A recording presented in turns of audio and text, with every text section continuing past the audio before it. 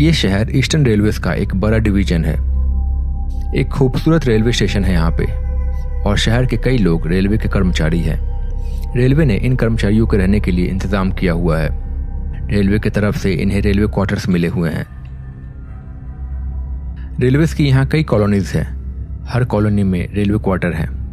अक्सर इनकी अरेंजमेंट कुछ इस प्रकार होती है कि बीचों बीच एक खेल का मैदान होता है और उसके चारों ओर रेलवे क्वार्टर्स होते हैं। हर साइड पे 2 ब्लॉक और हर ब्लॉक में 2 क्वार्टर्स। ये क्वार्टर्स या घर भले ही बड़े ना हो, पर इनमें रहने वालों के दिल काफी बड़े होते हैं। इस मैदान में बच्चे खेलते हैं शाम को और अक्सर अगल बगल के बच्चे भी आकर खेल सकते हैं। इस मोहल्ले में हर साल कई त्योहार मनाए जाते हैं और इन्हें मनाने की जिम्मेदारी होती है यहाँ खेलने वाले बच्चों की। ये बच्चे 8 साल से लेके कभी कभी 28 साल तक हो सकते हैं। यही सब मिलके त्योहार मनाते हैं। सरस्वती पूजा अभी हाल में ही पार हो चुकी है और अब बारी है होलिका दहन की और होली की। हर साल बच्चे आसपास से लकड़ी जुगाड़ करके लाते हैं और होलिका बनाते हैं और रात को सभी के सामने होलिका दहन किया जाता है। इसी में कुछ बच्चे आलू और ऐसी कुछ चीजें डाल देते हैं जिसे बाद में वो निकाल के खाते हैं। आज इस साल की होलिका दहन की तैयारी हो रही है। अरे यार, बड़ी देर हो गई है इस बार तो। कल ही तो है होलिका दहन। अब इतनी जल्दी इतनी लकड़ी इकट्ठा कहाँ से करेंगे? और फिर उन्हें बांध के होलिका भी तो बनानी है। मैंने देखा है पीछे वाले मोहल्ले में लड़कों ने बहुत सारी लकड़ी इकट्ठा कर ली है। उनकी होलिका तो बहुत बड़ी बनेगी इस बार। आग भी काफी देर चलेगी, सबसे ऊंची लपटे। अरे तुम लोगों को बस रोने के अलावा कोई और काम नहीं आता है क्या? मैंने देखा है उनकी लकड़ियों को, बस कच्ची लकड़ियां काट के लेके आ गए हैं वो लोग। एक दिन में सूखेगा नहीं वो सब। आग लगी भी तो धुआं धुआं ही होगा बस। और जहां तक बात है हमारी, तो मुझे पता है देर हो चुकी है। कब से बोल रहा था लकड़ी लेने चलो। खैर, अब हिम्मत हारने से कुछ नहीं होने वाला है। एक उपाय अभी भी है जिससे काम बन सकता है, पर थोड़ा अलग रास्ता है। क्या रास्ता? देखो, इधर आसपास की लकड़ियां तो लगभग कट चुकी है। पत्थर के खदान के पास बहुत सी सूखी लकड़ियां अभी भी है और उधर कोई ज्यादा लकड़ी काटने जाता भी नहीं है। क्यों ना हम उधर जाएं और वहां से लकड़ी इकट्ठा करके लेके आएं। 3-4 बार अगर लेके आए तो काम चल जाएगा और अच्छी खासी होलिका बन जाएगी। हाँ, तो कोई वजह है कि कोई वहां से लकड़ी इकट्ठा करने जाता नहीं है? भूल गए? उसके ठीक पास में श्मशान घाट है और वहां तो झाड़ फूक का सामान भी होता है ना उधर। देखो, हम लोग दोपहर को जाएंगे और रात से पहले वहां से लौट आएंगे और हमें श्मशान घाट के अंदर नहीं जाना है। बस पास की ही लकड़ियों को इकट्ठा करना है और लेके आ जाना है। किसी के पास कोई बेहतर रास्ता है तो बताओ। सब एक दूसरे का मुंह देखने लगे। तय हुआ कि वहीं से जाएंगे और लकड़ी लेके आएंगे। अभी 2:30 बज रहे हैं। अभी निकले तो शाम तक लकड़ियां लाके रख देंगे और फिर कल होलिका बांध के शाम तक जला देंगे। चलो चलो, जल्दी से चलो। करीब 10-15 मिनट में सब लड़के अपने अपने घर में बता के कि लकड़ी लेने जा रहे हैं वापस उसी जगह पे आ गए। घर वालों ने भी मना नहीं किया। उन्हें पता था कि इनका हर साल का ये है। धीरे धीरे सब खदान के रास्ते की ओर निकल पड़े। ये रास्ता साफ नहीं था। देख के ही पता पड़ रहा था जैसे यहाँ बहुत कम लोग आते हैं। शुरुआत में हालांकि कुछ शराब की बोतलें और ग्लास जरूर नजर आ रहे थे, जो कि कुछ नशेड़ी लोगों के वहां होने का सबूत थे। रास्ते के दोनों ओर पेड़ थे, घने पेड़। पर फिर कुछ आगे जाने पे खाली जगह जहां बस घास और झाड़ियां।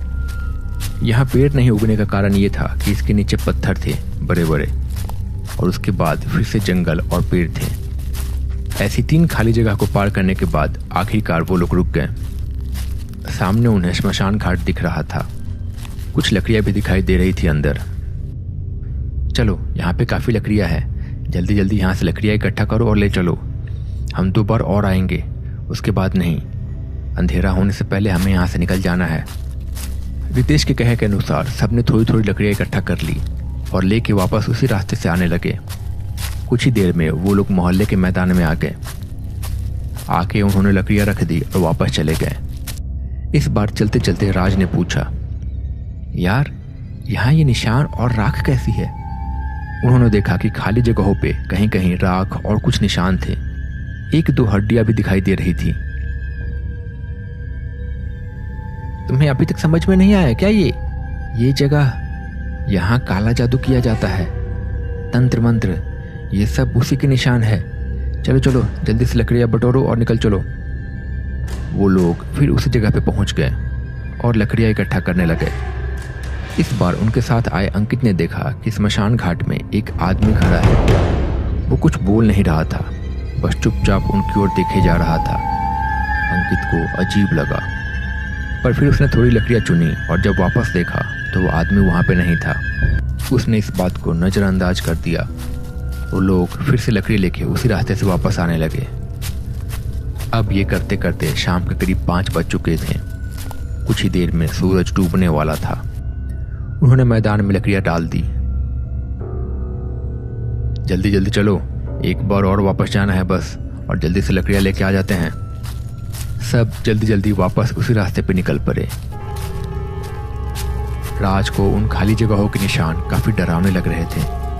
उसे अब ऐसा लगने लगा था जैसे उसे कोई छुप छुप के देख रहा है। शाम ढलने लगी थी। इस बार उन्हें वहां पे लकड़ियां कम दिख रही थी। लगभग सारी लकड़ियां उन्होंने चुन ली थी। जैसे तैसे उन्होंने थोड़ी और लकड़ियां जमा की और वहां से निकलने लगे। अंकित के पास बहुत कम लकड़ियां थी। वो लोग निकल रहे थे कि तभी अंकित ने देखा कि एक पेड़ के पास कुछ लकड़ियां पड़ी हुई थी। उसने सोचा कि क्यों ना इन्हें भी लेते चलें। बाकी लोग अभी थोड़ी ही आगे निकले थे। अंकित रुक के लकड़ियां उठाने लगा, पर उसने देखा कि वहां पे एक नारियल और कुछ नींबू भी रखे हुए थे। पर जल्दबाजी में उसने ज्यादा सोचा नहीं और लकड़ियां उठा के वहां से निकल लिया। सबने लाके लकड़ियां वहीं मैदान में रख दी। अगले दिन सबने मिलकर दिन भर होलिका बांधी और बड़ी मेहनत से होलिका तैयार हो गई। पर आज अंकित नहीं था। घर वालों ने बताया कि शायद काम करते करते उसे बुखार हो गया था। शाम हुई। शाम को सब लोग होलिका दहन में शामिल हुए। अंकित को भी उसके परिवार वाले लेके आए थे वहां पे। धीरे धीरे होलिका दहन शुरू हुआ। होलिका दहन के साथ सबके चेहरे पे मुस्कान आ गई। होली के त्योहार की शुरुआत हो गई थी। अंकित लेकिन सबसे दूर खड़ा था। उसका चेहरा थोड़ा अलग अलग लग रहा था, जैसे वो अपने होश में नहीं था। उसके कंधे भी थोड़े झुके हुए लग रहे थे। 1-2 घंटे बाद होलिका दहन की लपटें कम हो गई। सब दोस्त वहीं पे बैठ के बातें कर रहे थे। उन्होंने अंकित को भी वहीं बैठा लिया था। अंकित लेकिन चुप था। वो लोग कुछ बातें कर रहे थे। तभी अचानक से अंकित उठा और सामने अंधेरे की ओर जाने लगा, पर शायद आशीष ने ये देख लिया था। वो उसके पीछे पीछे जाने लगा। उसने अंकित को आवाज लगाई, अंकित, अंकित, भाई कहाँ जा रहा है? अंकित ने उसकी बात का कोई जवाब नहीं दिया। कुछ दूर और आगे जाने के बाद अंकित रुक गया और हंसने लगा। उसकी हंसी डरावनी लग रही थी। रात के 12 बज गए थे। बाकी दोस्त थोड़ी दूर पे थे। अंकित अजीब सी आवाज में गुर्राने लगा। आशीष उसे देख के घबरा गया। अंकित के अंदर से एक प्रेत बाहर आया। वो देखने में बहुत भयानक लग रहा था। अचानक से वो अपने चारों पैरों पे चलते चलते अजीब सी आवाज करते हुए आशीष की ओर बढ़ने लगा।